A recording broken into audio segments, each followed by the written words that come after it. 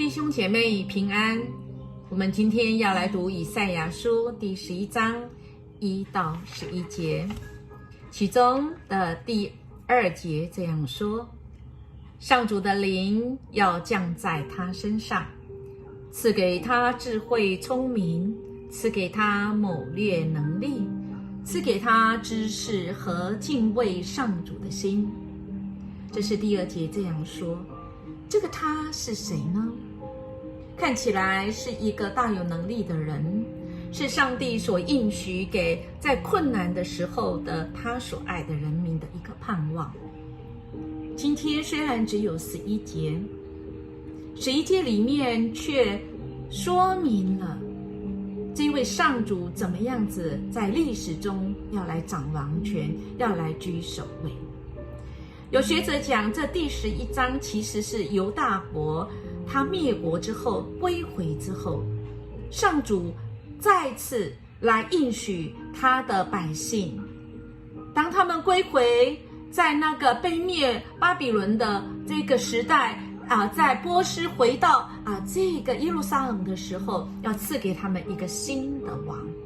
这新的王他有特质的，他的特质是怎么样呢？是今天经文所说的，也就是在第1章，在11章第1节到第3节的上半段，他这样说从耶西的这个根本要发出一条，从他的根要生出枝子，必要结出果实。耶西就是大卫的父亲，从大卫来做王，一直到耶稣来降生。这里说的就是在800年之后，主耶稣第一次的这个降临。亲爱的弟兄姐妹，这个11节而已，多么的奇妙啊！这就很像是拼图，这是第1块拼图，而第2块呢，多久以后会应验呢？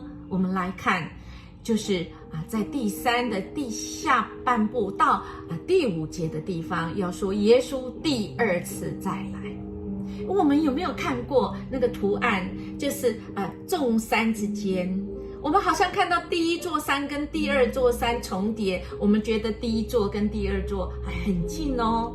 但是当我们走近一看的时候，发现哇，第1座山跟第2座山中间可能要走上好几年，甚至在这个经文里面算1000年的哦。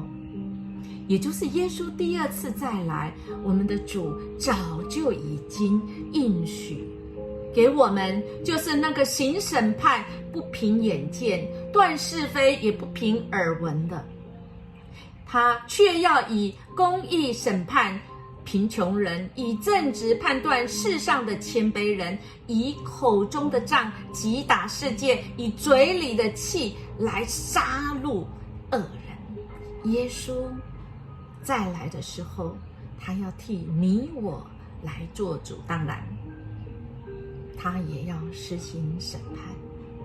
亲爱的弟兄姐妹，在第3部分是我们现在如今活着很大的盼望，万物和睦同居，那新天新地的时候，我们现在在困苦中，我们很难想象新天新地，但我们相信在此时我们就能够活出那将来新天新地的盼望。只要你愿意相信，就会有神迹。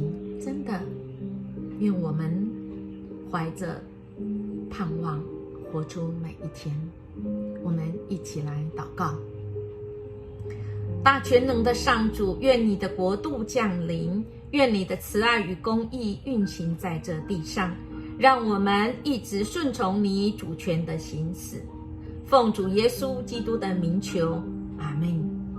愿我们今天每一个决定都能够活出在主里面的美好，也将荣耀归给我们的主，活出那将来的盼望，大有能力。我们下次见。